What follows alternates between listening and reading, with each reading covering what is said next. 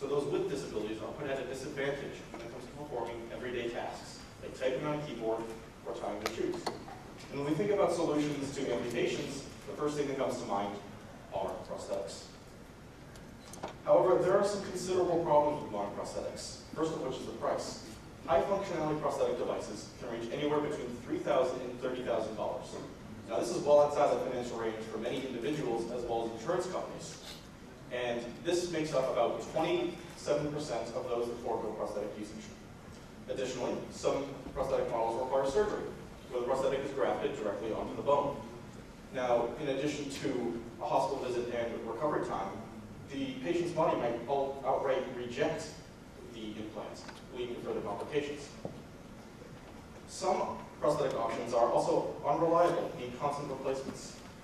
The lower functionality associated with these devices may be a deterrent for some people who are looking to buy prosthetic devices. And so they decide that, well, maybe I can do better on my own with another solution or without a solution at all. And this makes up about 73% of those that forego prosthetic usage. And we've identified that the global orthopedic prosthetics market is valued at $1.62 billion, and that about 2 million people currently live in the United States with an amputation. If you look at the figure on the right, the blue indicates total number of people living in the United States with an amputation. Red indicates those that have a prosthetic device, and yellow indicates those that are not using a prosthetic device. From this data, it can be seen that over 39,000 new amputees forego prosthetic usage every year. These are the individuals that we will be marketing our product towards, as well as people who are not satisfied with their current solution. So what we've done is we've created a prototype of a prosthetic hand that incorporates machine learning and electronics to control the hand with sensors that don't require any surgery. So this is kind of a big deal for people that need prosthetics. You want to have a prosthetic that doesn't require surgery and that is at low cost. So this is a really feasible option, and this is a animation of our prototype right now, and it's really good because we can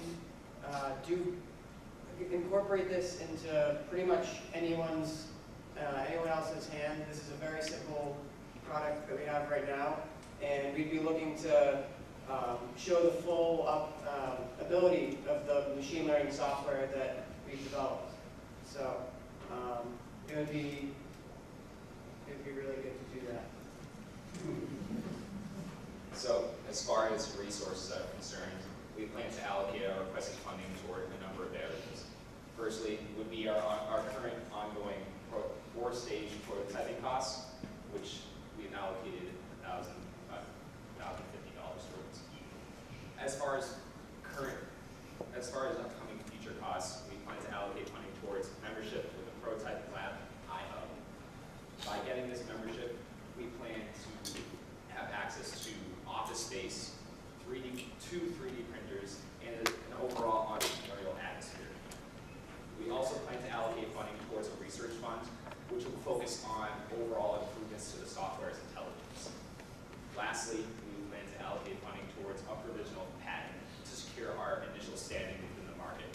This cost will cover the initial filing fees, attorney fees, and any other related costs that we will be encountering throughout the patent process.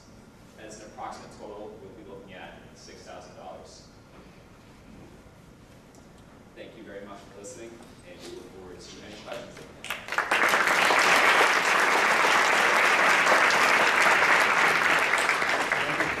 What would the cost be of the device? Can you figure that out?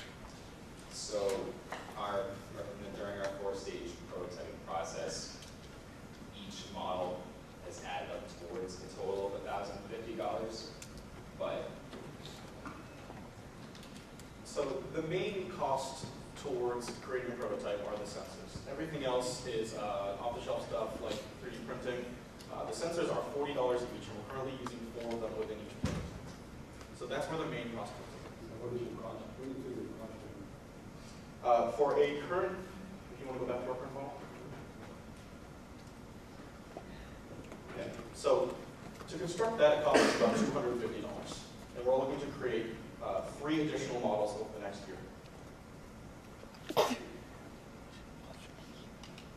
So, excuse my ignorance here, but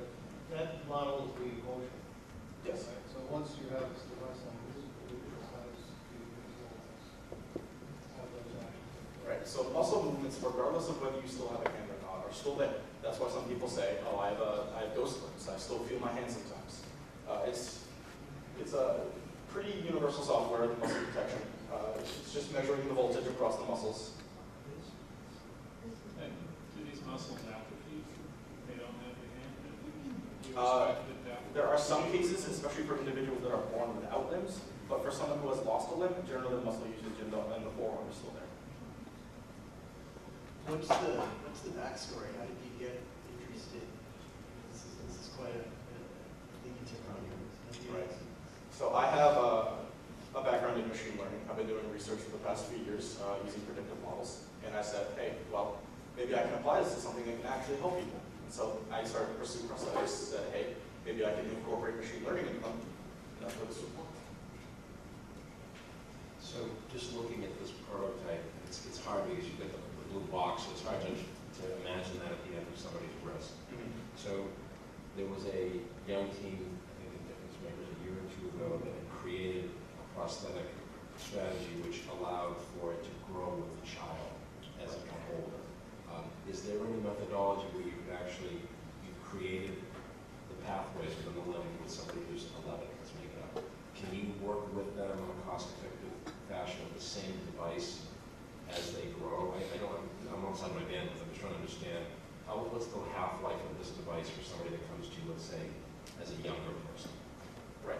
So with machine learning, you can correlate this to many people and many different ages. The muscles are still going to be there. They're just going to expand and shrink over time. So one of the things that we're looking into is an arm band that would essentially slip on like a sleeve. It would be universal, and that would help control the computer. One of the things that we're looking into is licensing this out towards hardware manufacturers. So we have the software and we have the sensors, and the patent that we're looking into is covering the methodology behind that process. And so we can work with both high-end manufacturers and low-end manufacturers to implement our product and help improve the performance of their hardware. Okay.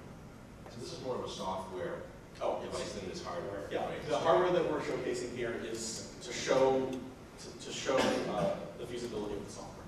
Yeah.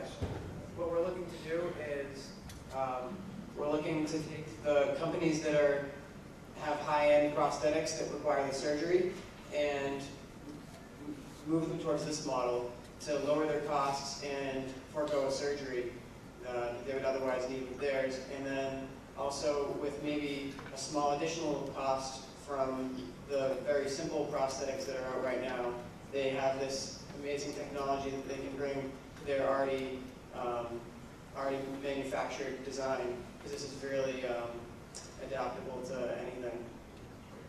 What's the closest thing on the market right now? So high-end prosthetic models, the ones that range from $3,000 to $30,000, some of them use similar technology that we're using with the sensors. Although their limitations are pre-programmed actions. So you'll move a muscle, an ambiguous muscle in your arm, and that'll correlate to a movement in the hand. What we're trying to do is use machine learning to make that process more natural, where if you feel like you're going to be moving your index finger, we want you to actually move the index finger of the prosthetic. Thank you, Prophet Starfish.